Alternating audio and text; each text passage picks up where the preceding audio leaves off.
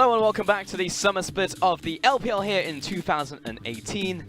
And it's late night in the summer Shanghai, and we're ready for our second game here between BLG and EDG. Now, BLG, if you have just joined us, took game 1. That's right. Yeah. I don't know if they wrecked themselves though, because they are the comeback kids. Now, I feel like you have to lose game 1 if you're going to come back in the series. So they did come back in game 1. It's not very anime of them, is it, No, to lose that first game? But of course, they have started with the map advantage over EDG. And as much as I do want to credit BLG, and I think they are deserving of some praises, Amazing J with the MVP, Road looking very good on his pike, and overall cohesion from the team.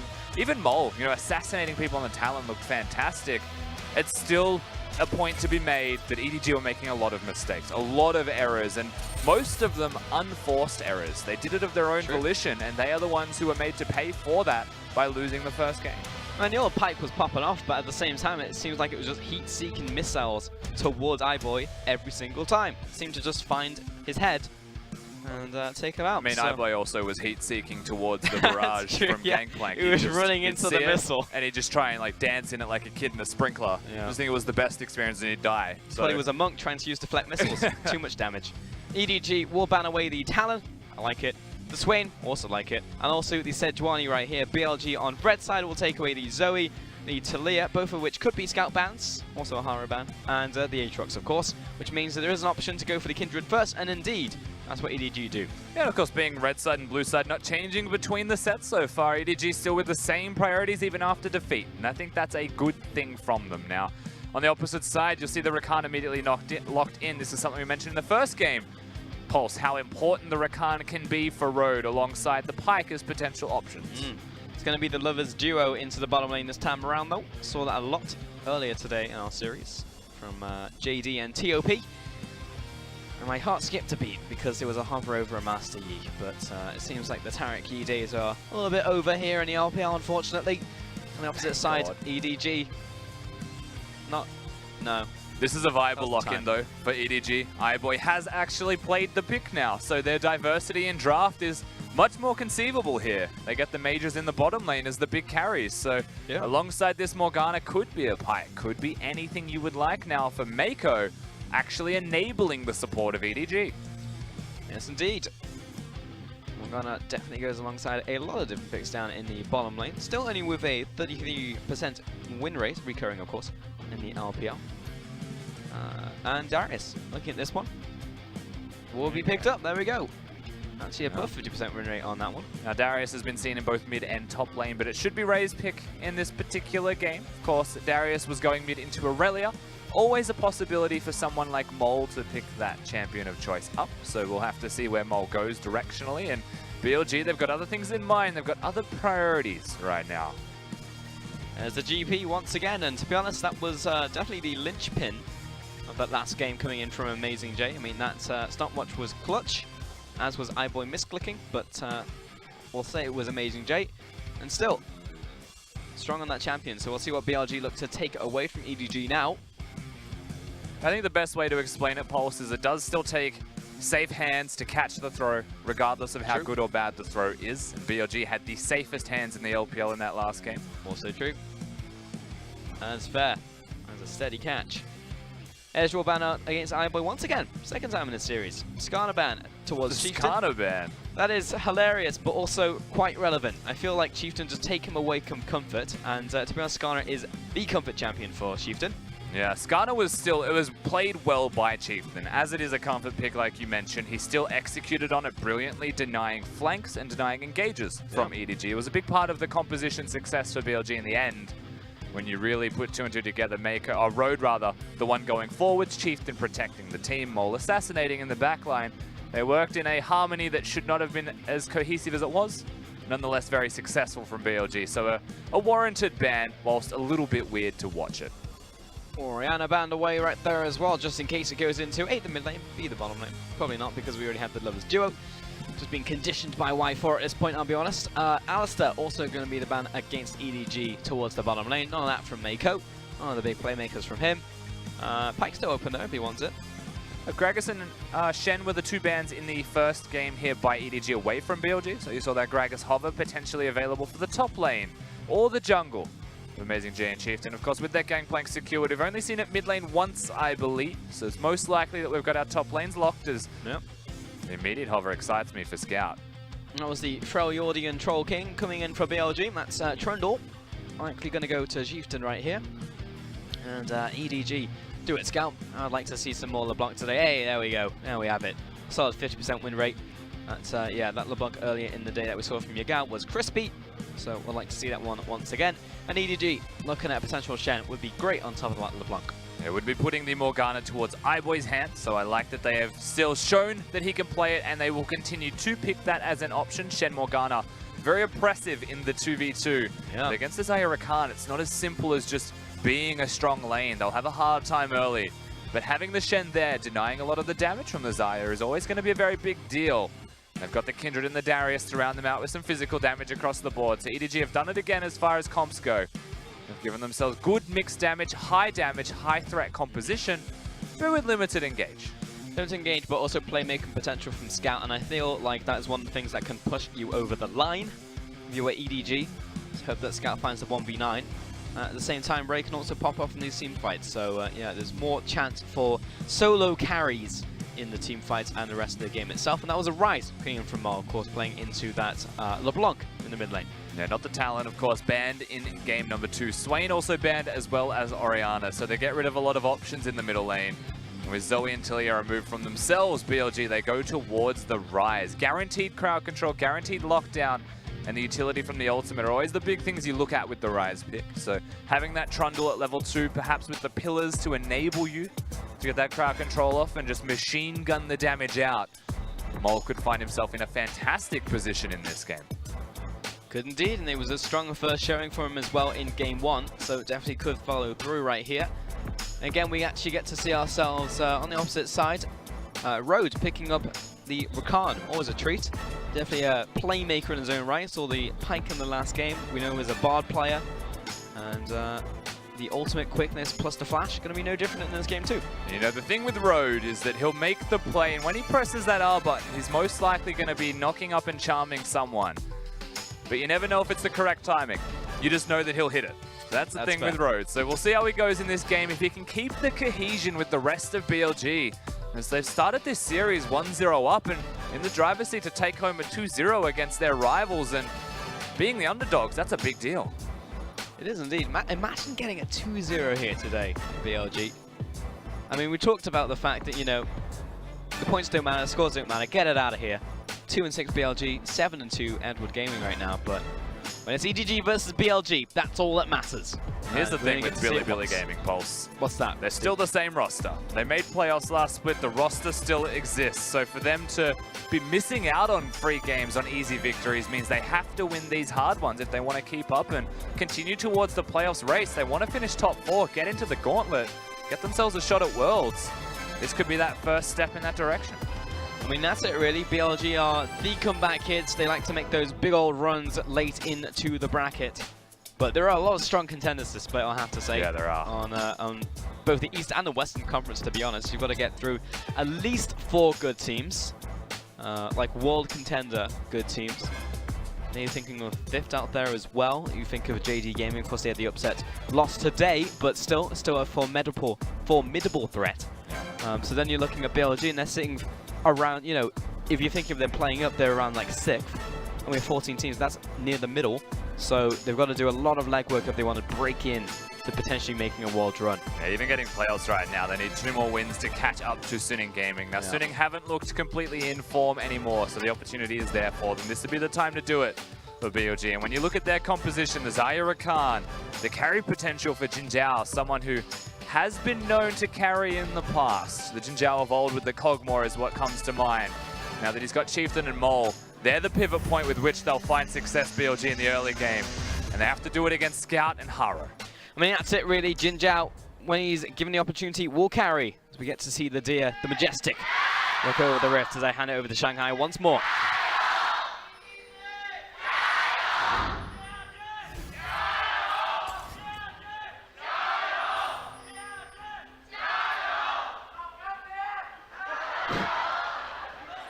Was that LGD? It sounded like it. We're hearing defectors across the board from EDG. Oi. You can see the pigs in the signs as well in support of Clear Love. It is his birthday and he's sitting backstage, so EDG may be looking to get a victory in his name. That would be nice. He doesn't want to have to stand up, walk onto stage. It's like, all right, kitty gloves are off, let's go. But no, he'd rather sit backstage on his birthday, chill out. Look at the cohesion, the front row just littered with signs in support of EDG as well. Of course. We compared it to the NFL. Hey, it's the duck. Just not a bunch of grown men with paint on their chest. That's the difference. I prefer ours, if I'm being honest, Rusty. Over here in the Chinese LPL. Meanwhile in the mid lane, there we go, just kicking it off. Scout just getting his hands dirty. Going to be going for that electrocute in the mid lane. Going to be a phase rush on the side of Mole as well. And in the top lane, it's going to be a Kleptomancy. Is this the AJ patented Sapphire Crystal start? We're about to find out as we tap away from the Keystone.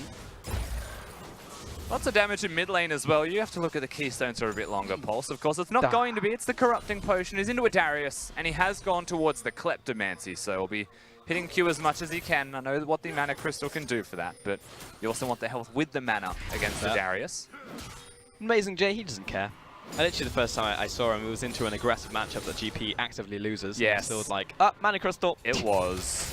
And to be fair, he was wrong, and they lose a lot through the start of the split, so maybe he's worked it out, Pulse.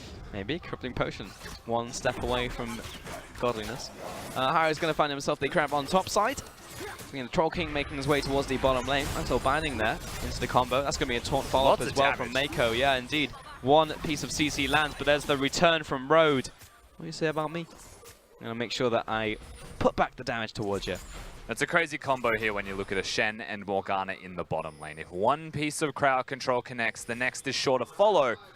And so with all of that CC there, the damage can be output. Shen needs 3 autos to maximize it as EDG have brought 3 people top at level 3. Well, this time, you don't have stopwatch, do you? So best of luck here, Amazing J. You're going to have to play this one perfectly, but Scout coming in from the mid lane. Oh, Ray! Was that necessary? That's going to be first blood to EDG. Easy kill here from EDG. Now, with the death timer changes, Amazing J will be back and teleporting soon, and EDG do not have enough health to consider stopping him from catching waves, removing the teleport advantage. But you take the kill, you feel real good for yourself, and you can see the runes on your screen now for Ray. He's going to go fast if he gets any advantages, and he's got boots to go very fast. True. And he didn't go Chrysalis. Impossible. Can't believe it. Good stuff. Just nice to see some diversity. I just waiting for the day where Demolish is good again, because I absolutely love that one. Yeah, Demolisher was good when it first came out, when the runes Reforged first actually existed. Tanks going towards turrets, split pushing constantly. And it's not that the rune is bad, it's that there are better options. Yeah. That's how you have to look at runes right now. And that's usually the way League of Legends works, and the meta revolves. There's just a best. Whoa, definitely hurts right here. Amazing J just not having a good time in top lane. Gets the Klepto though, so we'll get a free ward to place in that brush. That feels good. Now he's actually got Chieftain into the top lane. He's going to be onto the Crux and maybe come in for the counter gank. We'll see if Ray continues to push. This equalizes from AJ. Nice binding again. Keeps on landing. Ignite comes down. There's the follow through as well from the Shadow Dash, and Road uses all of his abilities to get the heck out of dodge right there. There's a bit of damage in return from Jinjiao, but I don't know how he does it, but iBoy just finds these bindings. It's a nice little combo when you look at the 2v2 here of the Shen and the Morgana into Xayah and Rakan. One of the things that makes it so good is that for binding connects or for Shen taunt hits, Shen is usually the target from Xayah. It's where the feathers will be stacking. It's not going to be in range of a Morgana, but a spell shield will be there to be used on Mako. So it is very hard to lock them down or deal damage at all. So they get the trades. This time Ignite was used. The kill was not secured, but the control of the lane was forged by them with the free recalls to be seen. AJ getting push off in top lane. When this wave resolves though, this will be Darius being very far ahead if he nets all of these minions. So that's something to note. The top sides of the map. Meanwhile in the mid lane, actually small CS advantage over to Mole, even though we've had LeBlanc generally getting priority of that lane. And left lane, so that's where the CS advantage really is. At the same time, however, Rise through the early game runs out of mana all the time. Has a very rough time trying to sustain and clear waves against an opponent. So LeBlanc will catch up, will clear this wave, and a chunk of it will be missed under the turret by Mole regardless. Things still looking very good here from EDG. Yes, indeed, moving towards this bottom side right here. Rushing in the wave, not sure he's going to be able to get anything done. He is level 5, of course, so no Lamb's Respite on this one. We'll be able to look for that tower dive. Meanwhile, goes back to his jungle, knows that Red Buffer will be spawning shortly. The first dragon of the game will be an Infernal. Yeah, nice of you to join us. It's going to get hot on the bottom side of the map with that Infernal being available. And you saw the Kindred already down here from EDG. Perhaps trying to find Chieftain, maybe looking for a gank. Of course, Trundle, very strong enabler in the bottom lane by just having the pillar. Forces summoner spells more often than not. Let alone throwing a Rakan into the mix there to start the engages off. So maybe that's what Haro was looking towards. Either way, he doesn't find what he's after. So he's just going to go back to clearing the jungle, scaling up, getting that level 6. And that's a thing that a lot of EDG will want. Of course, haven't made a bot lane play just yet. The patented bot lane play from EDG, the 4-man collapse, hasn't really shown itself, but maybe come level 6 for Haro, it becomes an option on the menu. And Scouts are still farming out in the mid lane, probably looking for another back before they really execute on that. We're looking towards Molo, moving towards the top side, just getting the Scry's Bloom down. Hey, there's a ward in my lane. Should probably clear that one out. Actually get a chance to do that. And of course, Tribush current pressure from EDG's bottom lane. We're actually looking at top lane this game, Pulse. This has surprised me. In that last game, we didn't even get a chance to go up here for the first 10 minutes. Didn't know there was a top lane. Yeah, pretty much invisible, but with the early pressure from EDG, with the early roams from EDG, it has started entirely different. Yeah, and to be honest, Ray's just been booty blasting AJ, to be honest, in terms of farm. Of course, that initial dive went a long ways to be able to do so, but that first blood meant the acceleration on the Ninja Tabbies, on the boots, meaning it's easier to close in against the Gangplank, meaning it's easier to do this. That did not connect. I'm upset. It was max range. No, it's not. It just doesn't look like it's max range. That's what upsets me about that ability. The other thing is, I've been seeing this from a couple of Dariuses, and I actually think it's legitimate tech now, where you'll look to find the pull when there's a cannon minion in front of you, and use that hitbox to keep them on the outer ring, so you can follow up with an instant Q. I've seen it too many times. I saw it from Zatai the other day, and I was like, nah, that was accident. But I just saw it again now from Ray, so I actually think it's legitimate tech coming in from Darius players. You are the cheese lord, so we can't confirm or deny it, because you look at things very differently to other people. But you see a cannon minion and you think, I can pull them on this wave. I see a cannon and I think, that's a lot of gold, I should get it. I'm just saying, it's a guaranteed outer swing on the axe. I only see it one more time, and then I'll confirm the theory. I will say, you know, for League of Legends trade patterns, minions are the avenue to do so through laning phases. Usually not like that, though. Whoa! So a bit of a swap there, right there from Road. I like it. Of course, got that extended range, jumping back to Xayah. Do the do-si-do. Yeah. Well, it's a bit scary, though, because remember this bottom lane, if one piece of CC lands, the other one will. Taunt for, what, 1.5 seconds, 1.25 seconds, and followed up by iBoy in the black, the Dark Binding, I should say, which lasts for 3 centuries. Yeah, it does. And absurdly long CC duration is the spell of iBoy with that Q. At the end of the day, nothing actually happens down there. Farming still continuing as per normal. Top lane's the only one with the real advantage to be seen. And, you know, through all of this, Ray is a very good teleport player. That wasn't spotted. Wow. He just played around vision perfectly, Haro. Do you think he knew? It's hard to say.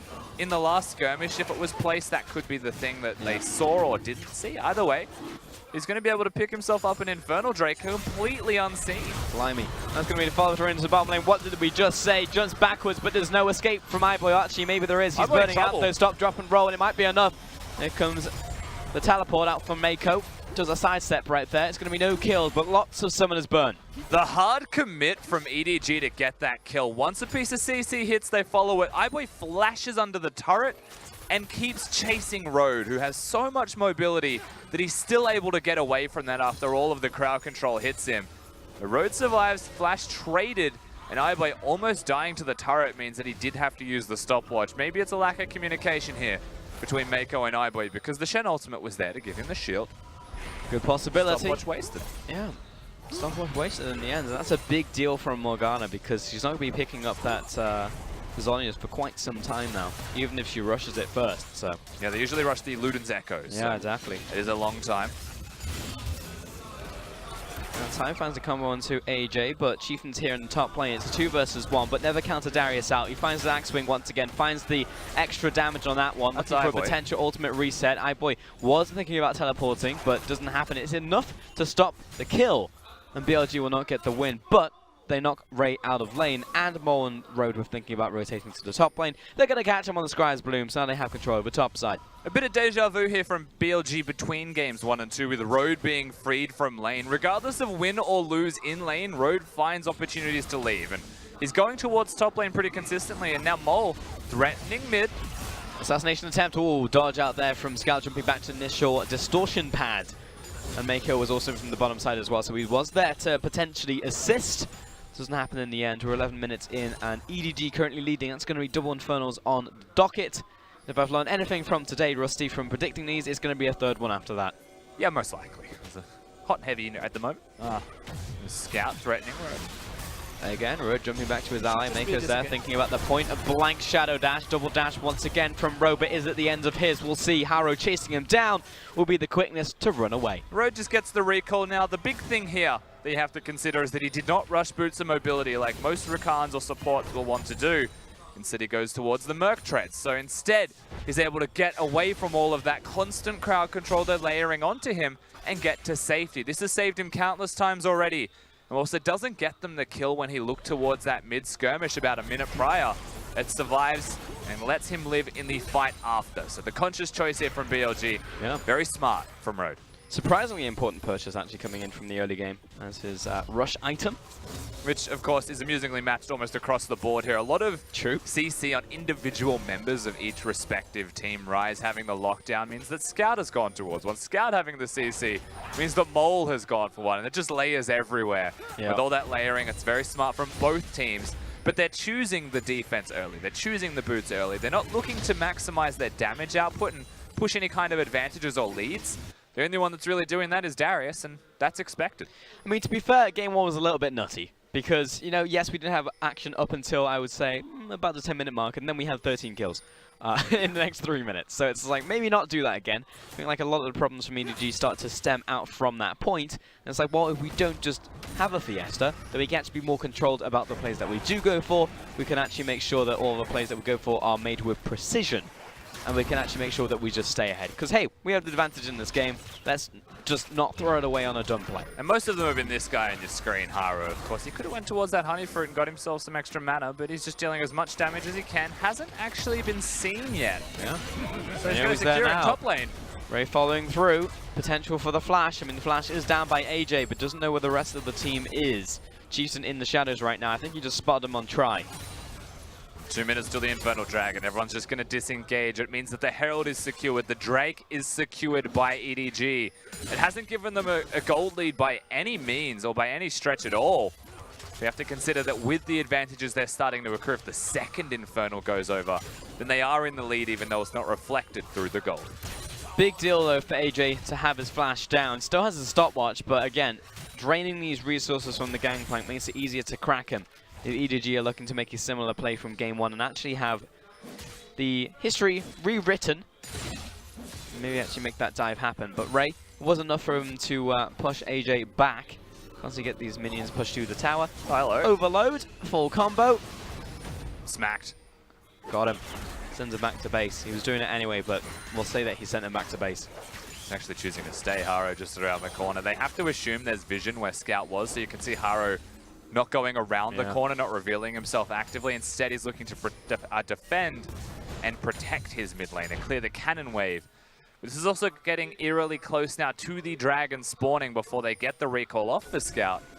Should be well and truly in time, however, so big item spikes should be seen across the board for EDG.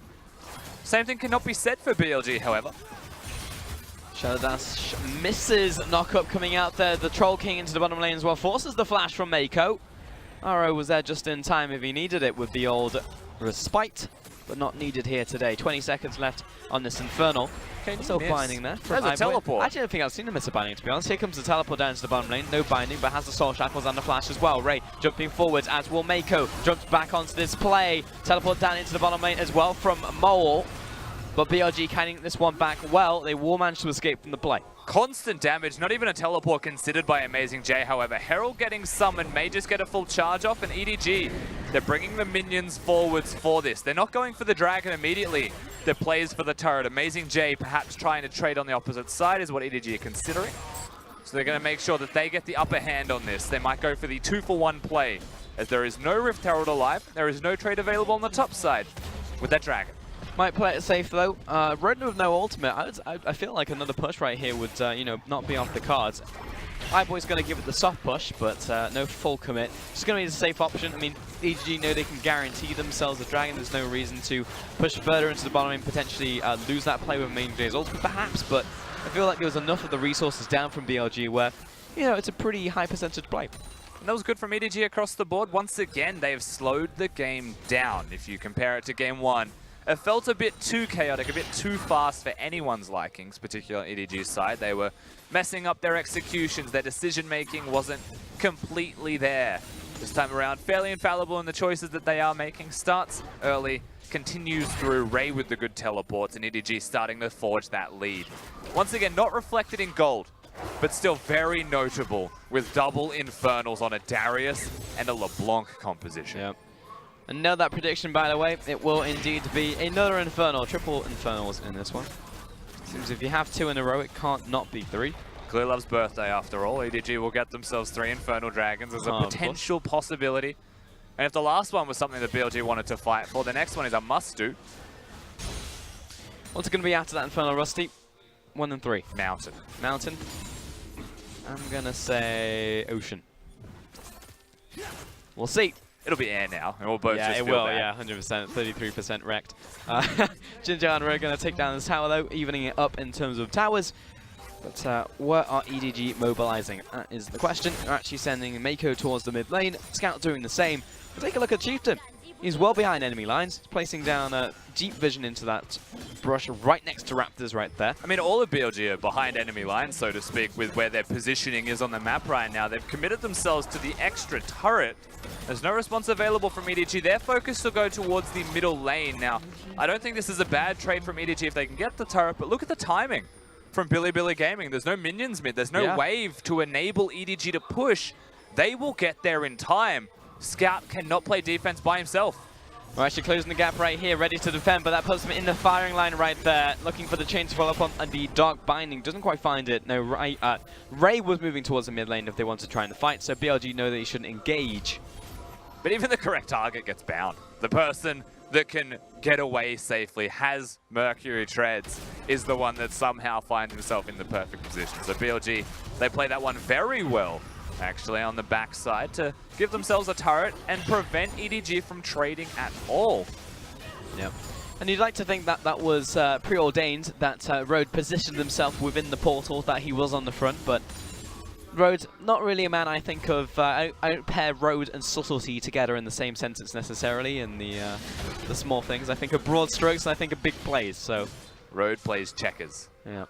Everyone else is playing chess. But he's bloody good at checkers. Oh, he is the best. That's what matters. He speed runs checkers as well. He absolutely does.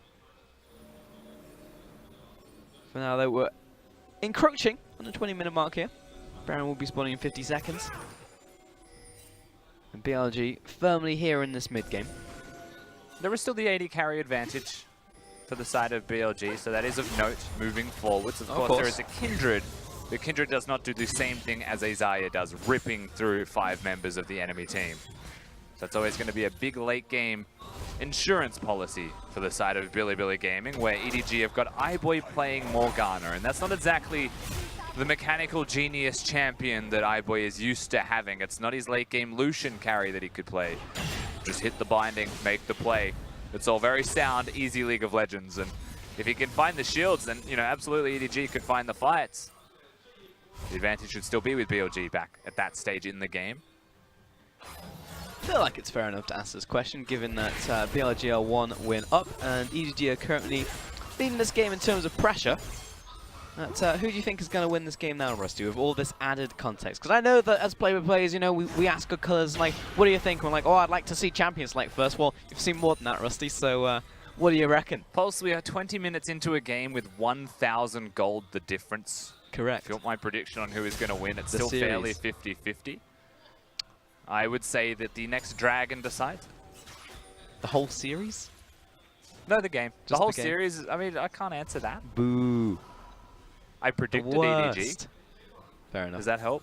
There you go. Yeah, that's okay. I selected bit of a them cop out, for but my I'll tips. take it. You know, yesterday when What's I that? predicted Rogue Warriors for Match of the Week, Yeah. I was definitely saying they would lose the game, but I predicted them. That's what matters. Yeah. Okay. You're not wrong. Oh, hello. Mars located himself a Ray. That's a lot That's of a damage. lot of damage, yeah. I mean, he's only built armor. He's not prepared to go up against an AP damage dealer. And that wasn't a Ghost from Mole by any means, just a phase rush. If he had Ghost, I think the kill was on there. May have actually looked for it. Yeah. Also has the Oblivion Orb, so a bit of a flat magic penetration is all Arise would need. Well, Darius isn't going to be that tanky at this stage in the game when compared to that, but now he's gone back to base. It's like, I need some defensive items. He's gone and picked up his stopwatch, as has Scout actually, simultaneously. So they are preparing for a potential rumble in the jungle, perhaps down the river as well, near now's this the time, Baron. Now is absolutely the time to start the fights, to look towards the vision control. It's not a Baron dance, but it is something of a fairly similar amount of priority right now. That's where the question actually comes up. Do you give EDG 3 Infernals and control the Baron? Or do you have to come over and contest them? Because I would expect you have to come over. I reckon it's a bit of a salsa actually, a little bit fiery, given that Inferno is on the menu. Will be spawning in just a couple seconds from now. But that was Road chunked down to half as he gets a bit of his health back, but EDG are choking BLG of vision currently. That's what happens when you get there first. EDG start, they've got the LeBlanc who excels at sieging and at picking people off if they have vision control. So that's what EDG are looking at right now. Scout, blow someone up, find the rump roasting, look towards the objective. And there's the goal right here. Roast some rumps. And here comes Mole. He's coming to the bottom side. Ray there as well with Scout. It's going to be a pincer, but they actually blow it wide open right here. Ray buys a bit of time and Road low. He will be taken up by Mako. Flashable from Haro. He pops the ultimate. Who's actually helping? I can't tell right now. That's going to be iBoy taking so much damage. And finally he goes down. Look at Mole right now. He's putting up the hurt. He's putting up the damage. He finds 2. Turns on to Mako. He gets the triple. Looking for the quad here. He wants 5. He wants 5. He wants the follow-up. Scout. Jukey Juke jumps over the wall. He wants this one, but it's not going to happen. Still a quadra to Mole. 4 kills for the Rise. You saw how much damage he was dealing to Ray just in that little trade before. Well, now it's to the entire team of EDG, and suddenly they do get themselves the Infernal Dragon. Uncontested. Minion wave crashing bottom as well. None of that to be secured by Edward Gaming at all. Scout just going to come in and pick up the scraps, and you find yourself in this situation where we mentioned BLG scaling. And you see a mid-game team fight against double Infernals. And all it takes is picking off Ray. And here's the thing, Mole has done his damage check. He knows that he can kill Ray, so the confidence there, I have no doubt in my mind that Mole was calling the fight. They found the target. iBoy just gets shredded and has to disengage. Mole flashing forward to secure. And Scout, whilst he has the fancy feet on the back end of this and denies the pentakill, it looked pretty epic with the dropship coming in there from Mole. The confidence play on this is the 5th, no hesitation. Oh yeah. I mean, maybe at the end of the day, only one person should have taken the old dropship, and they could have come in from 2 angles. But who cares? It's still a quadra. Mid lane being pushed in right here. BLG looking for the outer mid turret, something that EDG were actually not too long ago looking for themselves. BLG suddenly on the upper hand, the upper foot. Whatever limb you're talking about, but they're doing well because, as you said, that was into double Infernals. Yep, they've got one themselves. The big brain advantage. The big brain. The big brain. You said Mountain, right? It's going to be Mountain. Yeah, I did. Yeah. Hey. We got it. We did. Take that, NA Drake. as a pairing, we nailed it. 66% crushed it. Anyways, Haro clearing out the vision around Baron. Somehow EDG have managed to sneak in here. Feels like resource allocation. BLG is putting a lot towards the bottom side. They're actually sending Mole down there because he's got his TP. Now, if we are going to play the prediction game again, Pulse, okay. We said whoever wins the Infernal fight will most likely win the game. You said that. I did say that. Yep. That was me. Yep, do it. That does mean that if BLG are able to continue this game through after winning that fight, the game should be in their hands and the 2-0 series should be there. We'll have to see, of course. They have to actually do that, but they've got the advantage. They've got late game. Can they get there successfully? That's the question. I will say that the... oh, hello. Mole's walking through the jungle, and in his natural habitat, he's locked Scout down, but he's taking them for a walk himself. He's got Shen on top of him. Mole, he's in trouble. Mako, everyone's got the follow-up. He is in a world of hurt. And Ray will find the kill. Walking through the enemy jungle without a single piece of vision. One does not simply walk into EDG's jungle. Just trying to find himself a Ray. And would you believe it, with the area of the map that he doesn't have vision. The enemy team was there and they found him. Shocker. He'll feel a little bit salty about it. At the end of the day, BLG, it's just one kill and they get a turret for it. But what they lose is control around the river, control around the Baron, and the mid lane. And the bot lane. Ray's pushing in there as well. He's got the minion wave there. Good old GP ultimate. Looks for the assassination on Jin Zhao. Bloody hell. That was a lot of damage. He's probably going to have to go back to base right here. Chieftain rotating towards his mid lane. And Ray will also rotate in from the bottom. But still, Scout showing that he actually has quite a lot of damage. Sat on 2.5 items right now. Has the stopwatch himself. He's going to be nuking someone in these team fights. Now, I will speak to Jin Zhao once again in that last team fight. Slightly misjudged the direction he wanted to throw the Feather Storm. Might have actually saved him in the last fight. But will have to be fast on the trigger finger, because there's a LeBlanc running for him. Yeah, that's the thing though, right? When you throw the Feather Storm, often your mouse isn't going to be facing the direction that you want to throw the feathers. You're using it as a reactive tool to dodge damage from your opponents. And, you know, best case scenario, you throw it towards where the enemies are, pull the feathers back. Get the root. There's still a win of, hang on, Amazing Jay. Talking about root, looks like AJ is about to get rooted in the top lane. Here comes the teleport in from EDG. They want this man dead. A lot crispier than the first time we saw it in that first game, and EG find themselves yet another pig back to back. And that man is very dead. Super dead is Amazing Jay. The stopwatch is, again, a bit of a waste this time around. Of course, you compare it to game 1. Massive waste in game 2 comparatively. And BLG have been caught out not once, but twice. Back to back. Mole in the bottom lane with a shutdown given to Ray. And Amazing Jay on the top side. Now, AJ is 0-3, so he's on split push duty. He's trying to take the turrets down. And it does mean that at the end of the day, AJ is the one with teleport. EDG rather are not going to commit themselves to the objective. And we'll get ourselves a reset, but slowly and surely, the control starts to shift to EDG. Hello. Instant rotate over to the Baron. Burning this one down very quickly. It's underneath a ward, but there's the teleport. It's coming in from BLG this time. Haro, he might be able to make it over the wall, but Rowe with the body block. Can he get over the wall? It's actually getting stopped right now. Chieftain with the steal, and the confirm rather, and Haro in enemy lines will eventually fall. Binding comes through, doesn't connect. Oh, he's still going. Mako looks for the engage, and Morgana with the soul shackles onto 2. But now they turn once again. This is disastrous. BLG Ray winning. turning it around, and Ray, ball in the China shot, finds one, gets shut down, shoots down the ball. 2 more kills, thumbs up, double thumbs up at that, 5 kills for 1. And so good from BLG using the Rise ultimate, going to the Baron immediately, and they do so much damage that the only option EDG have got, the only choice Edward Gaming have, is to face check, sprint in, and try and flash over and steal the objective, but it can't be seen. Haro cannot outsmite Chieftain in this case. And the problem with EDG is they continued with the fight afterwards. You call it a day from that point, but they still commit themselves. So they don't lose just the Baron, they lose all of their members and a mid lane inner turret. That is disastrous. I'll tell you what, I don't know if you heard that war cry coming out of AJ on the backside of that, but that was absolutely blood-curdling, to be honest. Completely silenced Shanghai. And BLG instant rotation, well played to them. And it's great. Notice that the Rakan uses the ultimate to actually get these Zeke's Herald procced and power Jin Zhao's damage as well. They wanted to maximize DPS, get the Baron down. The flash was in, it was in time as well. Spell Shield was on, but leave Haro, leave him. Do not go back in. Even with the binding missing, Mako still chooses to go. That is a massive failing in decision making there from Edward Gaming. Not ceding the objectives, choosing to go forwards and take the fight. Look at Mole. He'll just rip through everyone's health bars, working with Jin Zhao. Clean team fight. I mean, that was the problem, really. I mean, it just looked disappointing there, honestly, from EDG. You're absolutely right. Shouldn't have looked for the re-engage coming off of that one.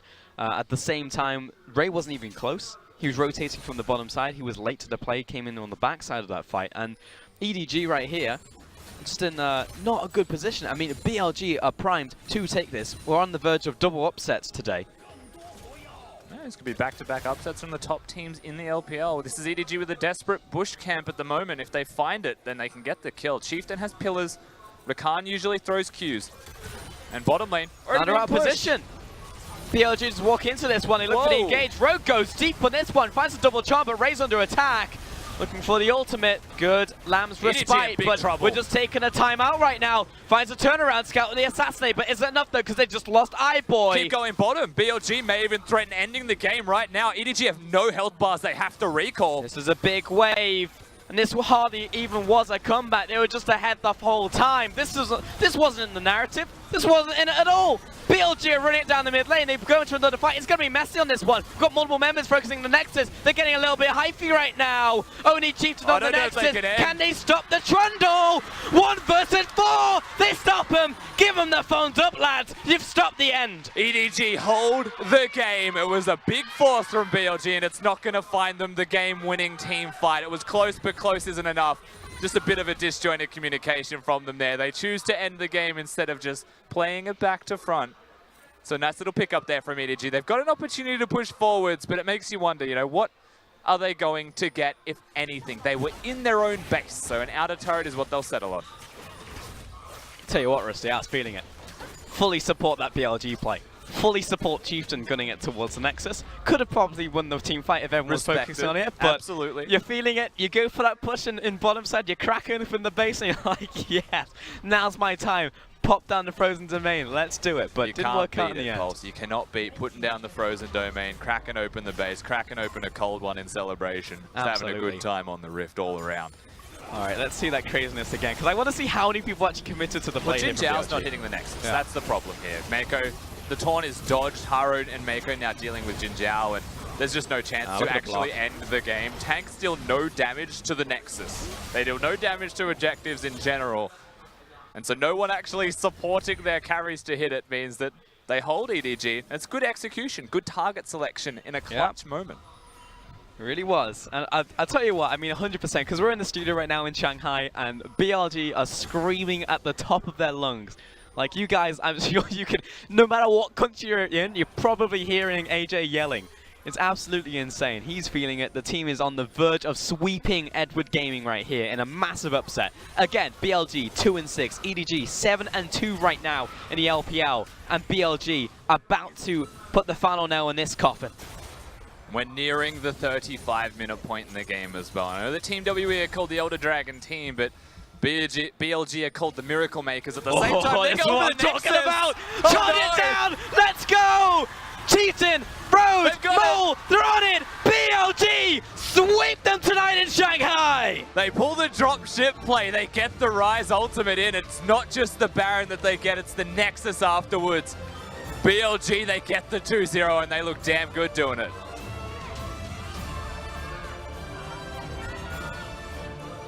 That is what I'm talking about, BLG. That was a hype play to end it. Couldn't be in any other way. And this day, the protagonists, it was barely a comeback. They just rolled over EDG, let's be honest. And it was definitely them playing up to the occasion. We said it in terms of narrative. We said, oh, well, they always play up on the day. Well, you've just got definitive evidence. That's what they do. Great bout coming in there from BLG. But they did it back-to-back.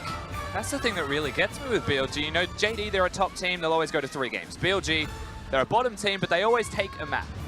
But 2-0 to actually find 2 in a row is very impressive. They have consistency and they're able to execute on it. The person that I'm looking at for this game, this whole series, really. I know Amazing J got MVP in Game 1. I'm still looking at Mole this time. Yeah. Mole went 4-0 in Game 1. Mole was assassinating the backline. He was putting in so much work, and that was the missing piece of the puzzle for Bilibili Gaming this entire split. It was Chieftain and Mole not playing very well. This is them playing up to where they should be. 100%, but it's also playing in the pressure situations as well. And I remember saying this about Rogue Warriors the other day, but I feel the same is true for BLG at this point as well, and especially Mole right there. I mean, Mole literally burrowed towards the enemy Nexus, and in that tunnel, all of BLG followed. And he just slammed the Nexus. There it was. Everyone was on the call.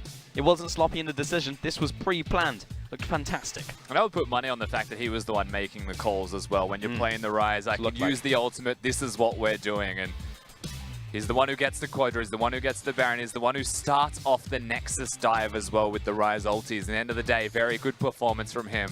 But also just good in general from BLG, and smart through the little details and through the big details.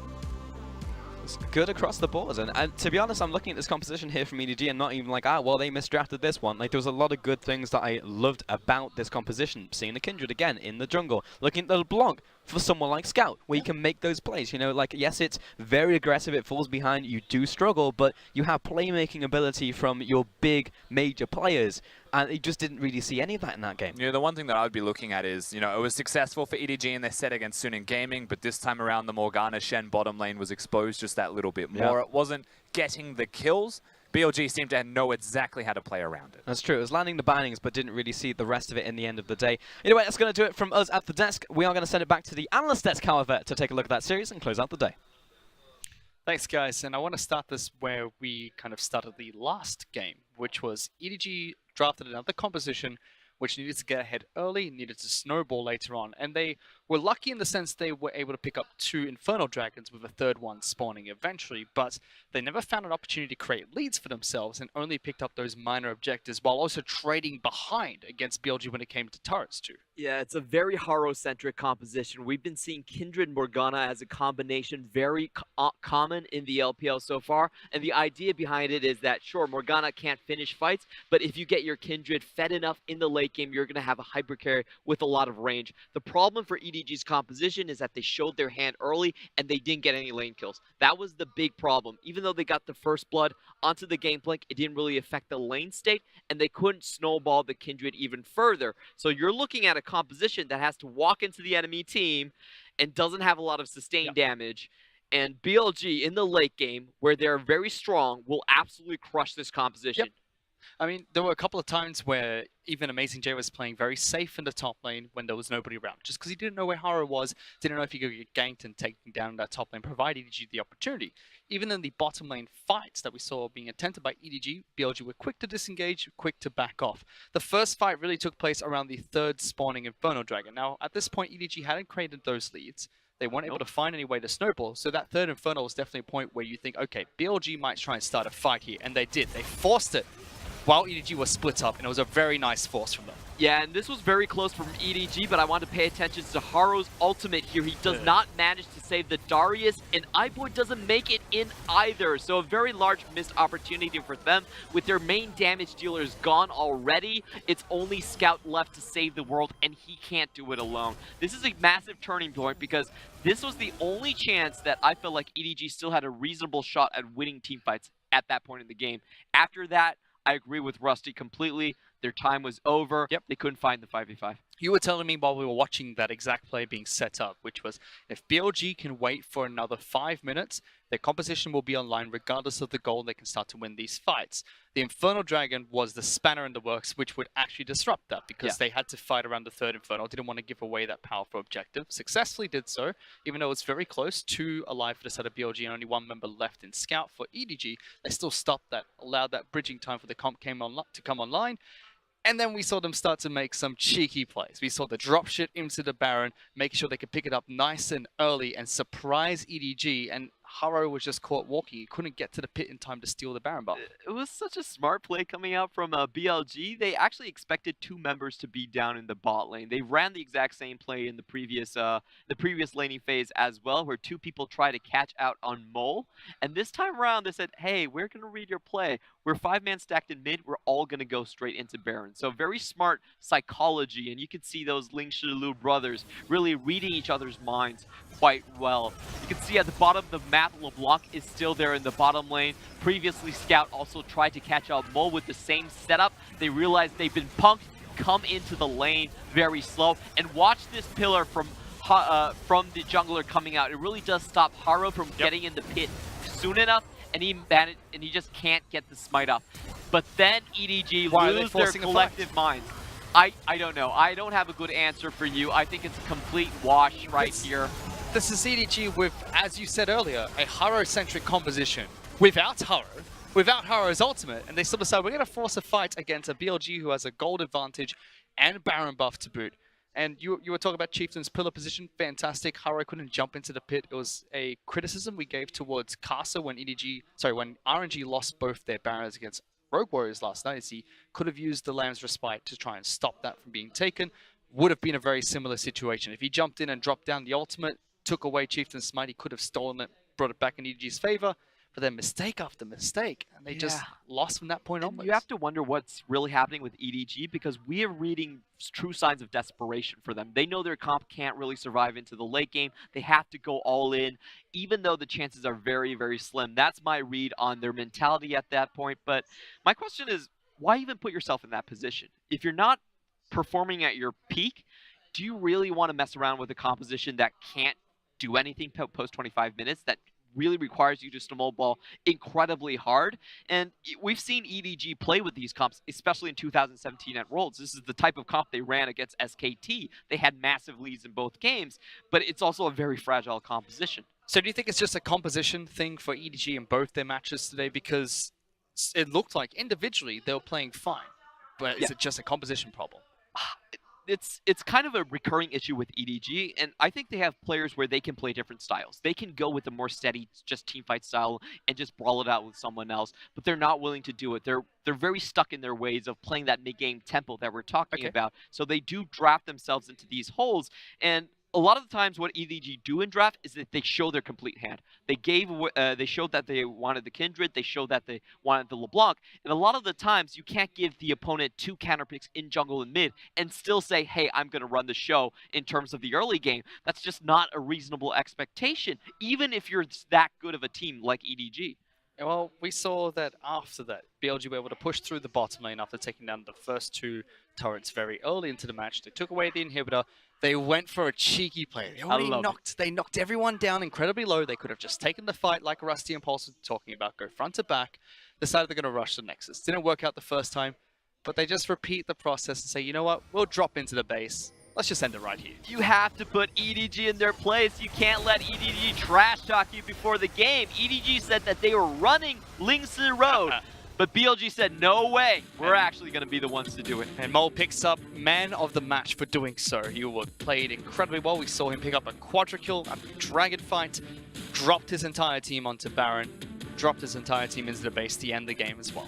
Yeah, he's willing to go for something much more unorthodox against the LeBlanc coming out from Scout. We don't see the Ryze pick this often in the meta anymore. It's a bit of a slow champion. He did start with the Merc Treads as well, but it was a good pick into Scout, and he read the situation correctly. He played safe. He didn't let any snowball happen from the mid lane, and he just let EDG's composition die on its own. Yep, and allowed BLG's composition to come online later in the match. We already talked about it setting up very well. Good signs of life for BLG. Rusty said it earlier, they're the team that will go to 3 games, but they will always drop the best 3 series, just picking up 1 game here and there. So with their form coming into the LPL, with the drop in form after the past few weeks and now a win against EDG, this might be the start of things looking better for BLG towards playoffs. It might be. I feel like BLG understand themselves very well. They know that top lane is going to play very defensively, so they found themselves the gangplank pick, which they found a lot of wins on. They know that the bot lane is still best on Xayah and Rakan, so they're going back to that. But overall, there's still a lot of questions for me. I feel like their jungle mid still plays a very slow type of style. And against teams that run the early game much harder than EDG, teams like Invictus Gaming, for instance, teams like JD Gaming, for instance, I'm not really confident that BLG can hold this style. So it's a good milestone for BLG, but they're still yet to be tested against early game aggression teams in the LPL. But that's the end of the broadcast today. So let's take a look at how the standings look for the LPL at the moment. Because with that loss, EDG dropped to solid second. Still a game played more than Rogue Warriors. Rogue Warriors have another match later to play in this week to try and catch up. Also, for BLG, they tie with LG on the Eastern Conference, making it that they're 1 point away from catching Sunny after a disaster of a start for them in this split. There's just been so many upsets happening over here. Plenty. Like TOP taking down JD 4-6 today, now. FPX taking down RNG, and then EDG falling to the bottom of the barrel. BLG from the Eastern Conference even managing to take a win. So a lot of what we consider as the strong teams in the LPL are now being challenged. We're seeing the second wave, the mid-tier teams really pop up with their own styles and saying, hey, you don't get to take the crown automatically. You have to go through us. Looks like a lot of the teams did their practice while the top 4 went away for Rift Rivals, were able to shape up heading into cross-conference. That's the conspiracy. That's a conspiracy theory right there. But they were able to do well.